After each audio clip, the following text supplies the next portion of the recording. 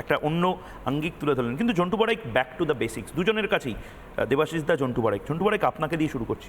এই যে নরেন্দ্র মোদী টাকা ফেরত দেওয়ার কথা বলছেন, এই যে এত বড় বড় কথা আমরা শুনতে পাচ্ছি নেতাদের মুখ থেকে, কিন্তু পয়েন্ট হচ্ছে সেই টাকা ফেরত দেওয়ার প্রসঙ্গটা উঠছে কেন? দুর্নীতি বাংলায় আছে, আনঅর্গানাইজড কারাপশন ভয়ঙ্করভাবে আছে, যেটা সুপর্ণদা বলছেন, এই ইকোনমি, অল্টারনেট ইকোনমি তৈরি হচ্ছে, যেটা অ্যাকচুয়ালি মেইন স্ট্রিম ইকোনমির দূর দূরান্তর অব্দি যায় না, এবং নতুনভাবে আমরা দেখতে পাচ্ছি। এর মাঝে বাংলাকে তো 1 নম্বরে আবার ভারত সভায় শ্রেষ্ঠ আসন তো নিয়ে যেতে হবে। কিভাবে সম্ভব? আর এই টাকা ফেরত দেওয়াটাও কি আদৌ সম্ভব কিনা? আমি তোমাকে সুবর্ণবাবু খুব সুন্দর একটা ইকোনমিক অ্যাসপেক্টে বললো, আমি খুব কাঁচা বাংলায় আপনি কি হিন্ট পাচ্ছেন যে এইটা কোনো একটা পসিবল ওয়ে আছে? একদম আছে। আইনে যখন বলা আছে 266 এর ধারা অনুযায়ী আপনি ফান্ড ডাইভার্ট করতে পারবেন না, আবার ডাইভার্টেড কোনো ফান্ড যদি আপনি হাতে তুলে নেন তাহলে ওয়েল ডিস্ট্রিবিউশন আপনি করতে পারেন। এটা একটা জটিল প্রক্রিয়া হলেও আছে। আমি যে বিষয়টা দেখছিলাম তোমার এই অনুষ্ঠানটা দেওয়ার সময়, আমি www.shetapatra.in, খেয়াল করুন স্পেলিংটা, SHWETAPATRA, সাধারণ মানুষ আপনারা কাইন্ডলি মোবাইলে ক্লিক করে দেখবেন যে এপ্রিল মাসে এদেশের যারা ক্ষমতায় আছেন বিজেপি একটা শ্বেতপত্র বাংলার জন্য সর্বভারতীয়তে করেছিল, বাংলারও একটা কলাম আছে, সেখানে 19টি প্রকল্পে কি টাকা কোথায় রিলিজ করেছে সেন্ট্রাল গভর্নমেন্ট পরিষ্কার দেওয়া আছে। মানে তার মধ্যে আমি তোমাকে বলি 17টা প্রকল্পে মমতা ব্যানার্জি চিৎকার করে সব জায়গায় বলেন সেন্ট্রাল দেয়নি।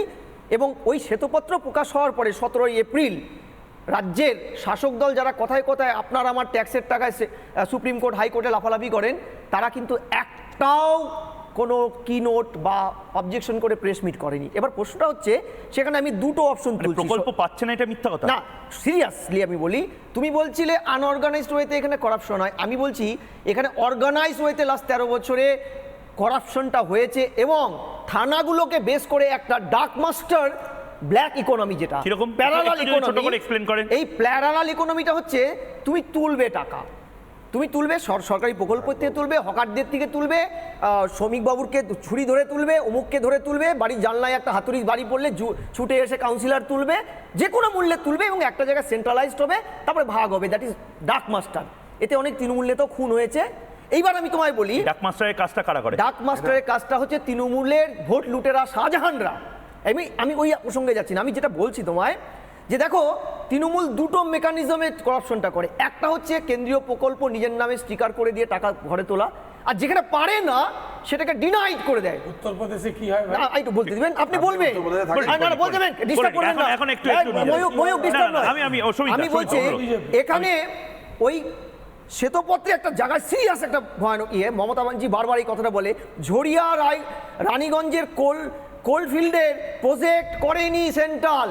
আমি বলছি ওই শ্বেতপত্রে প্রকাশিত খবর, 6 বছরে 1 চুলো জমি দেয়নি, এনওসি দেয়নি, সেন্ট্রালের টাকাটা আটকে আছে এখনো পর্যন্ত। দ্বিতীয়, জগদীশপুর, হলদিয়া ও বোকারো ধামরা পাইপলাইন প্রজেক্টে 18,000 কোটি টাকা 4 বছর ধরে ঝুলে আছে, স্টেট একটা জমি দেয়নি। আমি দায়িত্ব নিয়ে বলছি, মমতা ব্যানার্জি স্টেজ গরম করে কিন্তু এই কথাটা বলে, এই উদাহরণটা দেয় এটা।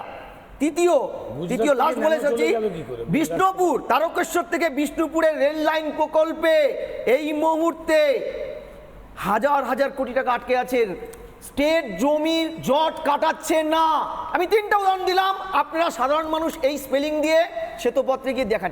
অর্থাৎ একটা অর্গানাইজ যে মানি লন্ডারিংটা হচ্ছে, যেখানে পারছে না সেটাকে আটকে রাখো, সেন্ট্রালে সেই প্রজেক্টটাকে আটকে রেখে মিথ্যাচার করো, আর যেটাই পারছে স্টিকার লাগিয়ে দিয়ে টাকাটা লুট করো। এইটা কিন্তু ভয়ানক পলিসি। এবং ডায়মন্ড হারবারে রাজ্যে ওনাদের যুব নেতা বারবার বলছে ডায়মন্ড হারবারে করেনি, ডায়মন্ড হারবারে 17টি প্রকল্প এই শ্বেতপত্রে আছে, যেই জলপ্রকল্পগুলো বেমালুম আপনারা স্টিকার করে নিজেদের নামে চালিয়েছেন। আমি দায়িত্ব নিয়ে বলছি, আমি কোনো দলের মুখপাত্র হয়ে আসিনি। যা সেই মোবাইলে ক্লিক করে দেখুন শ্বেতপত্রে কি আছে। রাজ্য কিন্তু কোনো অবজেকশন করেনি, একটা একটা কথা বলিনি শ্বেতপত্র একটা যে পাওয়া কেন্দ্রে গেছে। মোদী সরকার এটা মিথ্যে কথা বলছে। পাওয়া গেছে সন্দেশখালীতে, যেখানে সই আছে, কোনো কিছু নেই।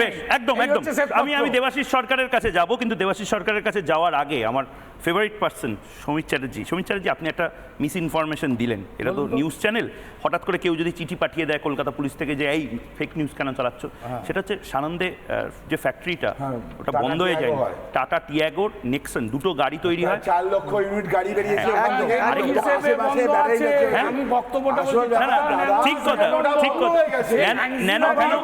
ন্যানো ভ্যানো ট্যানো সব বন্ধ হয়ে গেছে, কিন্তু ওখানে কর্মসংস্থান বন্ধ হয়নি। আরেকটা জিনিস মজার, আরেকটা মজার জিনিস কি জানেন, আরেকটা মজার জিনিস যেটা নিয়ে আমি দেবাশিস দার কাছে আসবো, এই যে টাটার যে ফ্যাক্টরিটা এখানে সিঙ্গুরে ছিল, সেই সিঙ্গুরের ফ্যাক্টরিটা যদি ন্যানো বন্ধ হয়ে যেত, সেই ফ্যাক্টরিটা যদি থাকতো, আপনি কি জানেন মজার বিষয়টা, আসামে সেমিকন্ডাক্টরের ফ্যাক্টরি, সেমিকন্ডাক্টরের যে ফ্যাক্টরি, হেমন্ত বিশ্ব শর্মা গর্বের সাথে বলেছেন যে আমাদের রাজ্যে হচ্ছে। ল্যাংচা ল্যাংচা, আরে এখন বাংলা নিয়ে কথা বলবেন না।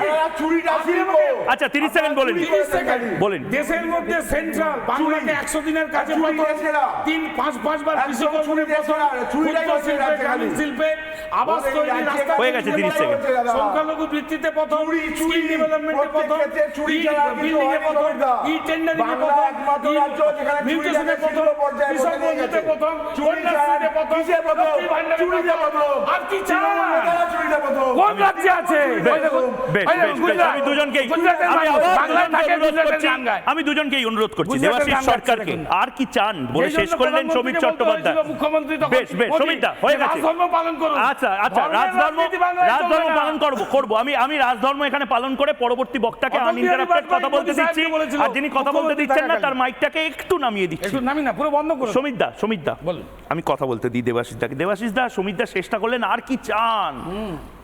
বাংলা বিশ্বাস করুন দেবাশিস দা, আমি চাই, আমি যখন নয়ডা মুম্বাইতে কাজ করতাম, আমি যখন ব্যাঙ্গালোরে যেতাম, এমন সব রাস্তা হচ্ছে, এমন সব রেলের প্রজেক্ট বলছে কি ডবল ডেকার। আমার ছোটবেলায় মা আমাকে ডবল ডেকার বাসে নিয়ে যেত, এখন শুনছি ডাবল ডেকার রাস্তা করছে নীতিন গডকরি।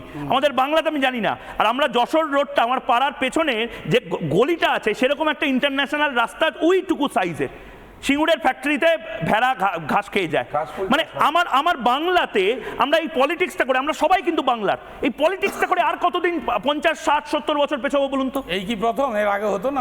ঠিক, তাই জন্য আরো পেছাই। চলুন পেছনের দিকে এগিয়ে চলুন। দেবাশিস দা, মিনিবাসে যেরকম পেছনের দিকে এগিয়ে চলে যাওয়া যায় বাঙালিরা, বাংলার মানুষরা আসুন পেছনের দিকে এগিয়ে চলুন। দেবাশিস দা শেষ বক্তা, আনইন্টারাপ্টেড টাইম। চাকরি 15 লক্ষ পেয়েছে। দেবাশিস দা আমি জাস্ট কয়েকটা পরপর কথা বলে যাচ্ছি, বিশ্লেষণ করছি না, সময় অল্প। 1 নম্বর কথা যেটা ময়ূর এই প্রোগ্রাম শুরু করেছিল, যেটা বলে চিটফান্ডের পয়সা ফেরত দেওয়াকে কেন্দ্র করে, ঠিক, আমি একদম, যেটা সবাই জানে, বিতর্ক করছি না, চিটফান্ড নিয়ে এই রাজ্যের একটা আন্দোলন হয়। পরবর্তী অবস্থায় এটা পুরোপুরি সাবজুডিস হয়ে যায়, ইডি সিবিআই তদন্ত শুরু করে এবং জাস্ট সেটা হচ্ছে যে এটা মামলা হওয়ার পর বারে করে কোর্টে যে প্রশ্নটা ওঠে যে এই তদন্ত প্রক্রিয়া এত স্লো কেন, এবং তারপর তরুণজ্যোতি ঠিক বলেছে, কলকাতা হাইকোর্টে একের পর এক মামলায় যখন এই সম্পত্তিগুলোকে অ্যাটাচ করছে, তখন সেগুলোকে অকশন প্রসেসের মাধ্যমে কিছু মানুষ পয়সা পাওয়া শুরু করেছে। কিন্তু এখানে নোট দিয়ে শেষ করছে এই পয়েন্টটা, যে 2014 লোকসভা নির্বাচনের আগে ভারতবর্ষের মাননীয় বর্তমান প্রধানমন্ত্রী যখন প্রার্থী হিসেবে রাজ্যে নির্বাচন ক্যাম্পেনে এসেছিলেন, উনি বলেছিলেন যে আমরা যদি ভোটে জিতে আসছি, তাহলে আমরা কিন্তু এই চিটফান্ডে এই রাজ্যের যে মানুষ লুট হয়ে গেছে, এদের পয়সা ফেরত দেবো। 1 দশকের বেশি সময়কাল ধরে কিন্তু কেন্দ্রীয় সংস্থা, কি কারণে জানি না, প্লিজ সমীর, কি কারণে জানি না, আমরা জানি না যে কেন কেন্দ্রীয় সংস্থা উপযুক্তভাবে তদন্ত করে মানুষের পয়সা মানুষকে ফেরত দিতে দিল না, কেন তরুণজ্যোতিদের এগিয়ে এসে কোর্টে লড়াই করে ওই পয়সা ফেরত দিতে হচ্ছে। 1, 2, 2010 সাল পর্যন্ত একটা দশক, এই সময়কালে যখন ভারতবর্ষে, এটা আমরা সবাই জানি যে ভারতবর্ষে যখন লাইসেন্স প্রথা এবং মাসুল সমীকরণ নীতি উঠে গেল, তার পরবর্তী পর্যায়ে ভারতবর্ষে এটা একেবারে কেন্দ্রীয় তথ্য যে পশ্চিমবঙ্গে যে ইনভেস্টমেন্ট ভারী এবং মাঝারি শিল্পে সেটা 4-এর মধ্যে থেকেছে একটা দশক ধরে, যখন লাইসেন্স প্রথা এবং মাসুল সমীকরণ নীতি উঠে গেল। 2 নম্বর কথা খেয়াল রাখতে হবে। 3 নম্বর কথা হচ্ছে সিঙ্গুরে যখন তৈরি হয়ে যাওয়া কারখানাটা ভেঙে দেওয়া হলো, তখন এই রাজ্যে বাম বিরোধী বিজেপি তৃণমূল একসাথে রাজনৈতিক লড়াই করে বেশ, ওই কারখানা বেশ, একটা যা হ্যাঁ, শেষ করছে, ছোট করে। বন্ধ করে দিল। আর শেষ করছি, এটা আর আজকে রাজ্যে কিন্তু বিতর্কের বিষয় নয়। পরিবর্তন পরবর্তী পর্যায়ে এই রাজ্য দেখিয়েছে যে একটা সরকারের তত্ত্বাবধানে থেকে সরকারের উপস্থিতিতে কত ধরনের দুর্নীতি হতে একদম পারে। একদম কত এবং এই ধরনের দুর্নীতি হয়েছে আমরা দেখেছি, কিন্তু সেই দুর্নীতির টাকা কবে ফেরত দেবে প্রধানমন্ত্রী, বা সেই টাকা কবে ফেরত দেবেন মমতা বন্দ্যোপাধ্যায়, সেটা জানতে হবে। মমতা বন্দ্যোপাধ্যায় কিছু বলেননি, কিন্তু প্রধানমন্ত্রী অন্তত আশ্বাসটা দিচ্ছেন। তার আশ্বাসের ওপরই না হয় বিশ্বাসটা করি আপাতত। একটা ছোট্ট বিরতি নিচ্ছি, বিরতির পর ফিরে আসছি আমি। ময়ূখ, সঙ্গে থাকুন।